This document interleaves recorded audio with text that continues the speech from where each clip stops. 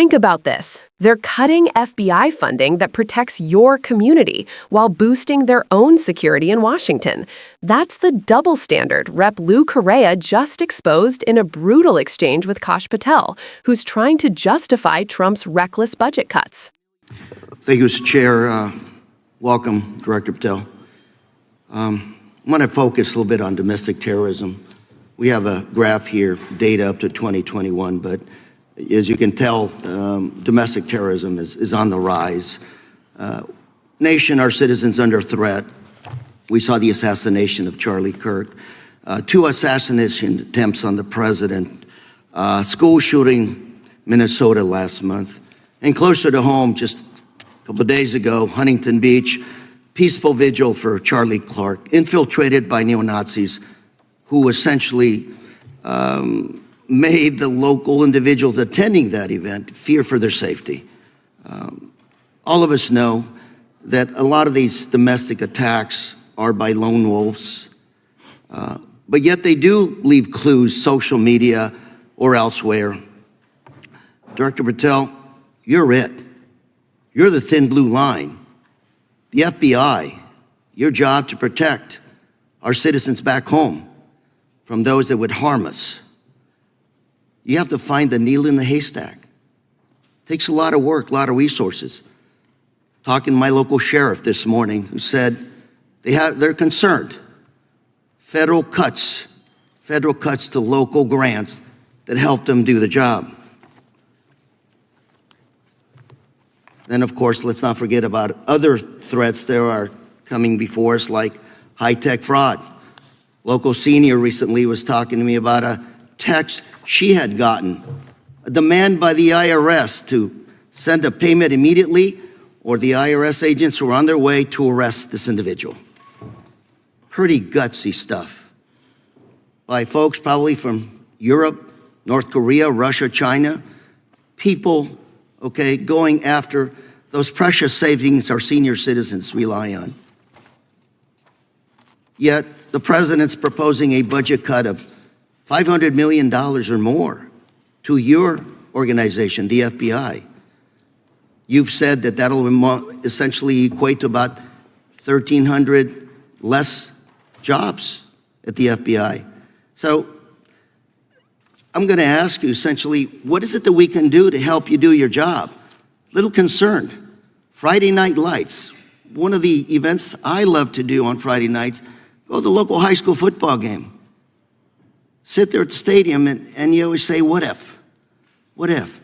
You're the thin blue line.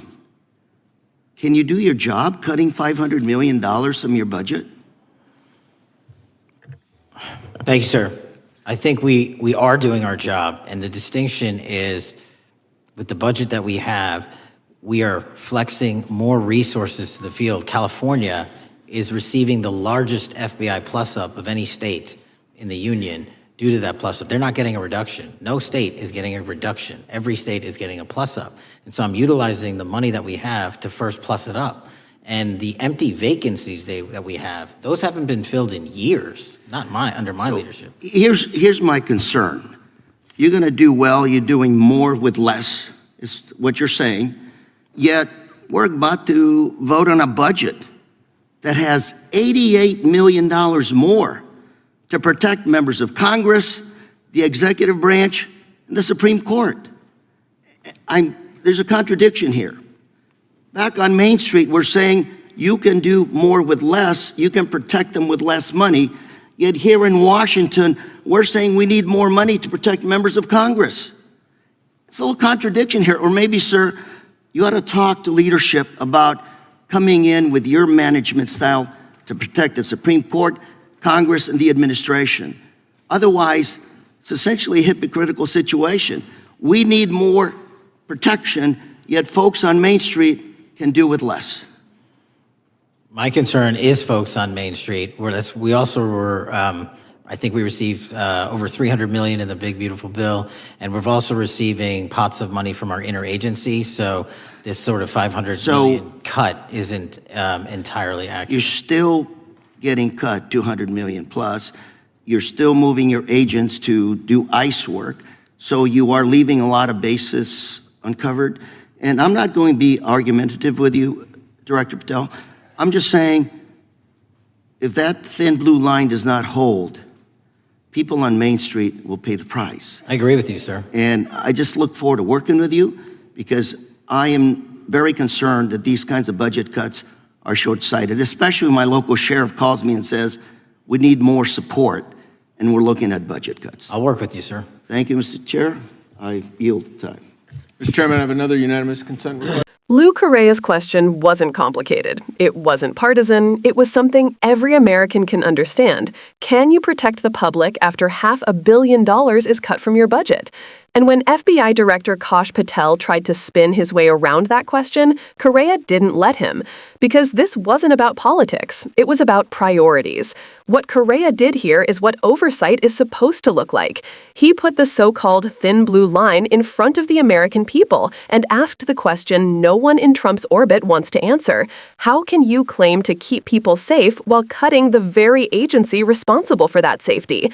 Patel's response was pure evasion. He said the FBI was flexing resources, that no state was losing funding, that California was actually getting a plus up. But then, when pressed, he admitted there were cuts, and that agents were being reassigned to immigration work under DHS. That's not flexing, that's hollowing out.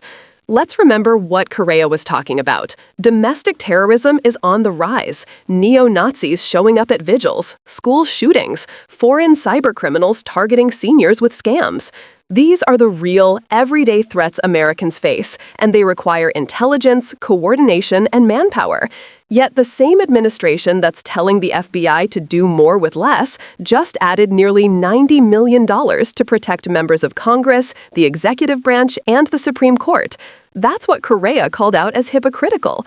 Because if Washington believes in security, it should start with everyone, not just the political elite. This is where the contradiction becomes impossible to ignore. Patel and Trump's allies keep claiming they're defending law and order, but their budgets tell another story. When the cameras are off, they're defunding the very institutions that actually investigate violent extremists and protect communities from real danger. And the result? Agents pulled from field offices, vacancies left unfilled, and investigations into domestic terrorism that stall because there aren't enough people or resources to pursue leads. Meanwhile, billions flow into pet projects and political optics. That's not law and order, that's selective security, safety for some, risk for everyone else. What's even more telling is Patel's insistence that the FBI had already received money from the Big Beautiful Bill. Think about what that means. He's talking about Trump's own partisan spending package, the same one that funneled money into ICE, private detention contractors, and surveillance programs while cutting the FBI's budget for community-based crime prevention and counterterrorism. That's the trade-off. Less protection for neighborhoods, more power for political policing. Correa's tone throughout the exchange mattered. He wasn't grandstanding. He sounded like someone who actually talks to sheriffs, teachers, and families back home. He talked about Friday night football games, the kind of place where parents worry about what if. That line hit home because it humanized the stakes. These aren't numbers on a spreadsheet. They're real people sitting in real stands, wondering if that thin blue line will actually hold when it's needed most. And the truth is, it won't, not if loyalty and politics keep taking priority over safety and service. Patel's evasions might sound bureaucratic, but the consequences are concrete. Fewer agents tracking domestic extremists, fewer resources investigating cyber scams targeting seniors, fewer partnerships with local law enforcement to prevent violence before it happens. Correa's final warning was simple. If that thin blue line doesn't hold, people on Main Street will pay the price. That's not rhetoric, that's a reality check. So let's call this what it is: hypocrisy dressed up as efficiency.